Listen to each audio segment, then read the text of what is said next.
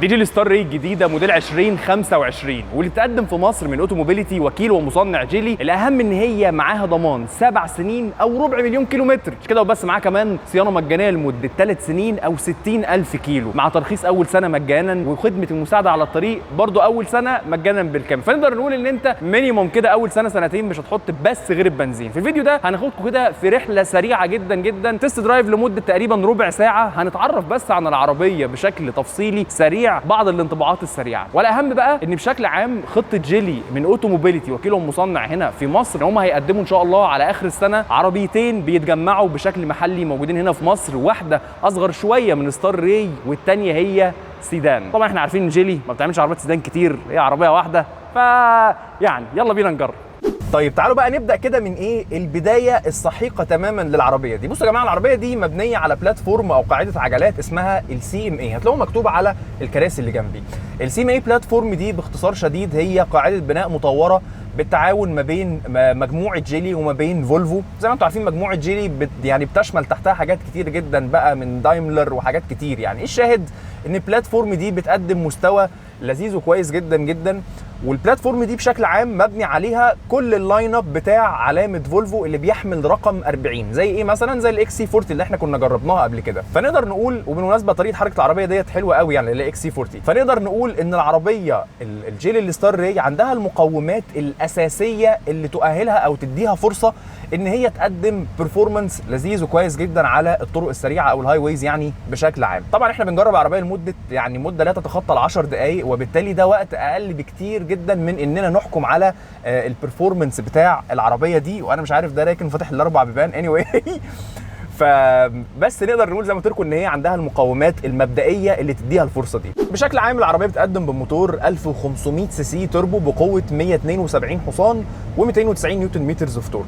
البرفورمانس بتاع الموتور ده رسميا في 7.9 ثانيه، على ارض الواقع لسه برضو ما جربتش الرقم لان درجه الحراره عاليه جدا واحنا مش في مكان اصلا اقدر اجرب البرفورمانس فيه بتاع العربيه. لكن اوفرول لو الرقم ده تمام فهي عربيه نشيطه، استجابتها تمام.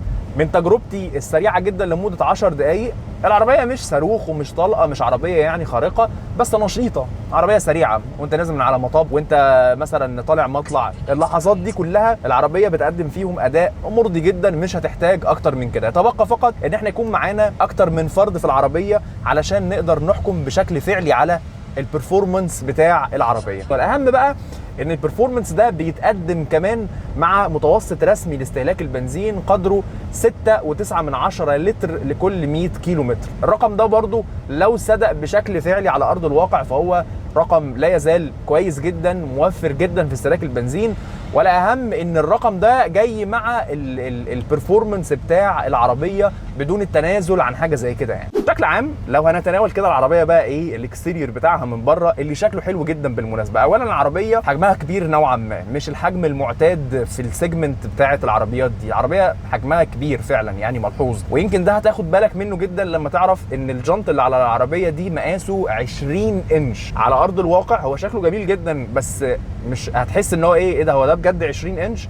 فاوفرول العربيه حجمها من بره كبير فعلا، والحجم ده مكمل معاك لجوه. بس خلينا نكمل الاول ايه من بره كده. كشافات اللي هي الايديز اللي قدام وورا في العربيه دي شكلها لذيذ جدا، والاهم هو اللوجو بتاع جيلي اللي هو المضيء ده وبتاع، فشكلها حلو قوي بالليل، بتقدم لايت شو كده شكله لذيذ. من بعيد بتبقى عايز تشوف ايه العربيه اللي منوره من كل حته دي، فشكلها حلو قوي يعني بالليل. العربيه كمان فيها بانوراميك سان روف زي ما انتم شايفين بحجم كبير جدا جدا، ومدخل كميه ضوء رهيبه للانتيريور بتاع العربيه، فمديك مساحات ووسع كده يعني. وعلى ذكر الانتيريور بتاع العربيه بشكل عام بتتقدم بديزاين لانجوج كده ناضجه جدا جدا. وفعلا اللي هيجرب عربيات او اللي كان جرب عربيات جيلي القديمه في بدايه الالفينات وكان عنده الامبريشن الاولاني عن عربيات جيلي اللي هو اختلف تماما دلوقتي، اقدر اقول بملء الفم يعني ان جيلي من اكتر الشركات اللي قدرت تستفاد من شراكتها مع الشركات التانية. عندك مثلا داشبورد، مثلا الديزاين بتاع الداشبورد حلو جدا. اولا هو مينيماليزم خالص، العناصر اللي فيه اقل ما يمكن، الازرار اللي فيه اقل ما يمكن، ومعمول من صفين كده، الصفين دول ما بينهم امبيدد فتحات التكييف شكلها حلو قوي قوي. البيلدينج كواليتي بتاعت العربيه اختلفت، الخامات بشكل عام حلوه جدا، بريميوم جدا في السيجمنت ديت او الفئه ديت من العربيات. والاهم ان التابلو او الداشبورد طويله قوي كده شويه، فبيديك انطباع ان العربيه اكبر كتير من حجمها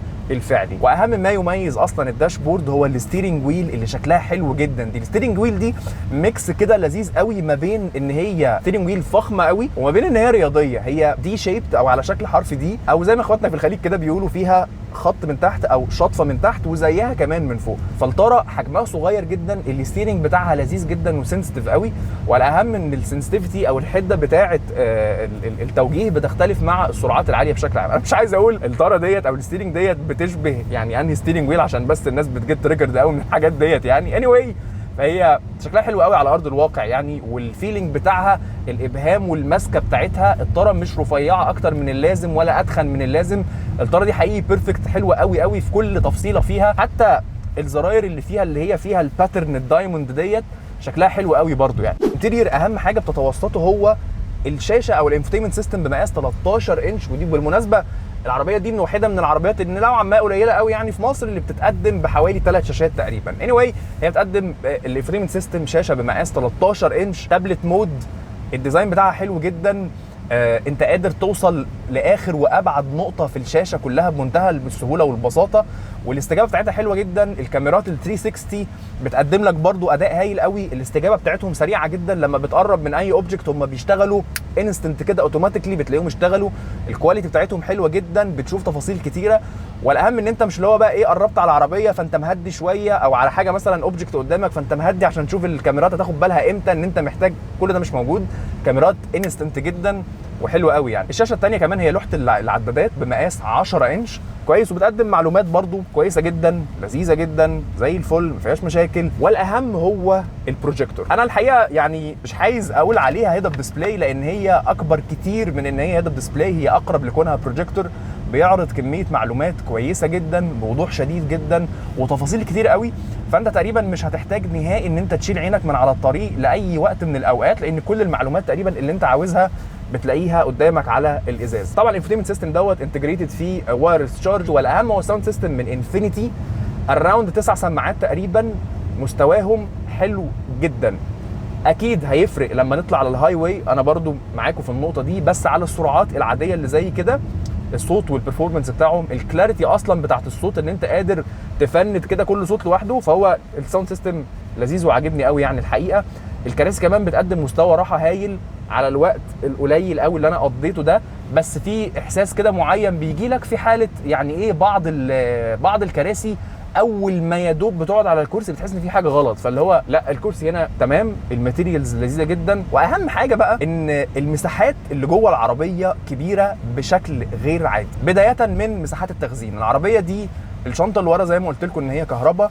الاهم من ان هي كهرباء ان مساحتها 620 لتر، وده رقم كبير جدا على عربيه من التصنيف ده. والاهم ان هي بتقدم 620 لتر من غير التنازل عن المساحات الداخليه جوه العربيه. الارضيه تقريبا برضو اللي ورا كومبليتلي فلات، يعني 3 افراد يقعدوا بشكل مرتاح جدا. وبرضو على ذكر الشنطه يعني حاجه صغيره نسيت اقولها لكم، ان لما الصف الثاني من الكراسي بتقفله المساحه بتزيد من 620 لتر علشان تبقى 1620 لتر which is رقم ده بيك اب. يعني كده دخلنا في عربيات بيك اب يعني. anyway انا متفائل ومتحمس جدا لتجربه العربيه دي، خصوصا بالباكج اللي بتقدمها اللي ابرزها السيفتي. العربيه دي فيها الامرجنسي بريكنج، او بمعنى اصح خلينا نبدا كده يعني من اهم حاجه فيها هو الادابتيف كروز كنترول او مثبت السرعه الذكي. مثبت السرعه الذكي ده بمنتهى البساطه انت بتثبت السرعه وبيبدا يتفاعل مع العربيات اللي قدامك. لو العربيه بدات تهدي لغايه ما وقفت هو بيقف معاها، بدات تنطلق مره ثانيه هو كمان بينطلق مره ثانيه وراها. وبالتبعيه العربيه فيها الامرجنسي بريكنج او فرامل التوقف بتاعه الطوارئ في الحالات الطارئه لا قدر الله. فيها كل بقى انظمه السيفتي اللي تتخيلها زي اللين كيب اسيست، زي بلايند سبوت اسيست، زي حاجات كتيره جدا يعني. الاي بي اس والاي بي دي والاي اس بي، الحاجات دي كلها البيسكس. الشاهد اي عربيه بشكل عام بتقدم فرامل الطوارئ بتكون في ليفل تاني كده من السيفتي سيستمز. خلاص بقى هي يعني دخلت في مرحله اللي هو ايه، لا العربيه دي تمام جدا جدا. الحاجه دي او الاوبشن ده حاجه فعلا تستحق ان احنا نقول العربيه ديت في السيفتي مختلفه جدا. هستنى كل الفيدباك بتاعكم، هستنى عايزين تعرفوا ايه اكتر عن العربيه دي، علشان ان شاء الله لما التست درايف لفتره مطوله نقدر نطلع منها باجابات لكل الاسئله اللي انتوا حابين تعرفوها. وبس كده، بتاعكم زي الفل. عجبتك العربيه دي؟ انا مبسوط ان انت عجبتك العربيه والحلقه تمام. ولو العربيه دي ما عجبتكش، انا متاكد ان في عربيات تانية هتعجبك في الحلقات اللي جايه، فاعمل لنا فولو بقى عشان نشوف الحلقات الجايه. يلا سلام.